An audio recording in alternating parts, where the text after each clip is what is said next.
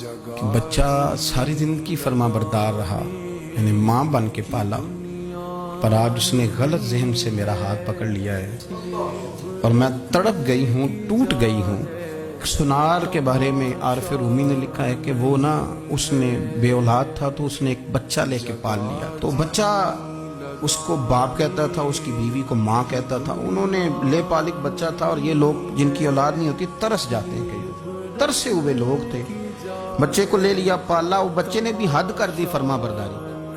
اب وہ جوان ہو گیا اور بڑا خوبصورت جوان ہوا۔ وہ سنار کہتا ہے کہ ساری زندگی میں نے صفائی میں، نیکی میں گزار دی۔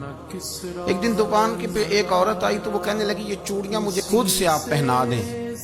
وہ کہتا ہے میں نے جب اس کا ہاتھ پکڑا تو میرے دل میں غلط خیال آ گیا، میں نے غلط نظریے سے اس کا ہاتھ پکڑا، اور جب میں نے اس کا وہ ہاتھ اس نظریے سے پکڑ لیا، تھام لیا، بہرحال وہ چلی گئی، لیکن وہ میرے ذہن کے اندر ناپاکی آ گئی۔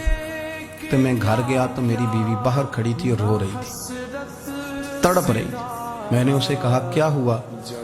تو وہ کہنے لگی کہ بچہ ساری زندگی فرما بردار رہا، یعنی ماں بن کے پالا، پر آج اس نے غلط ذہن سے میرا ہاتھ پکڑ لیا ہے اور میں تڑپ گئی ہوں، ٹوٹ گئی ہوں کہ یہ اگرچہ لے پالک تھا، کسی کا تھا، پر میں نے تو پتر سمجھ کے پالا تھا، یہ کیا ہوا؟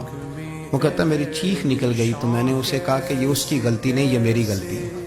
میں نے باہر آج نظر گندی کی ہے تو رب نے مجھے سزا دی، یہ مجھے سزا ملی ہے۔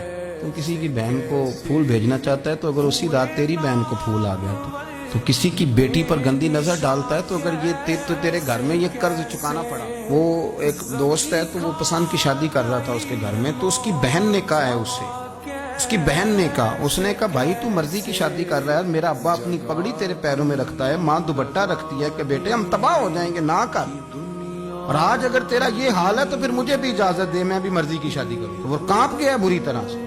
وہ کہتا ہے یہ تو کیا کہہ رہی ہے؟ اس نے کہا تو تیرے لیے اگر یہ جائز ہے تو میرے لیے کیسے منع ہو گیا؟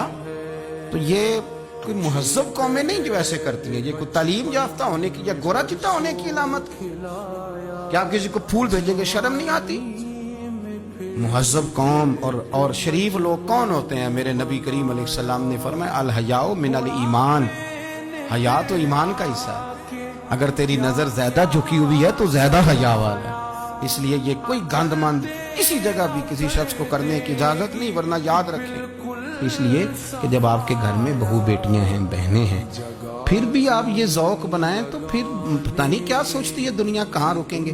اس لیے یہ ساری رسومات ان لوگوں کی ہیں جو بے حیائی کو پروموٹ کرتے ہیں، اور پھر طرح طرح کے وائرس ان کی زندگیوں میں آتے ہیں، پھر ان کی لاشوں سے تعفن نکلتا ہے، تعفن، اور پھر یہ حال ہوتا ہے کہ وہ دفنانے کے نہیں جلائے جانے کے قابل ہو۔ اللہ سے ڈرے، اللہ ہمارے حال پہ رحم فرمائے۔ اس لیے کوئی ایسی غلط حرکت نہیں کریں، بچوں پر نظر رکھیں۔ اللہ ہمیں سمجھنے کی توفیق عطا فرمائے۔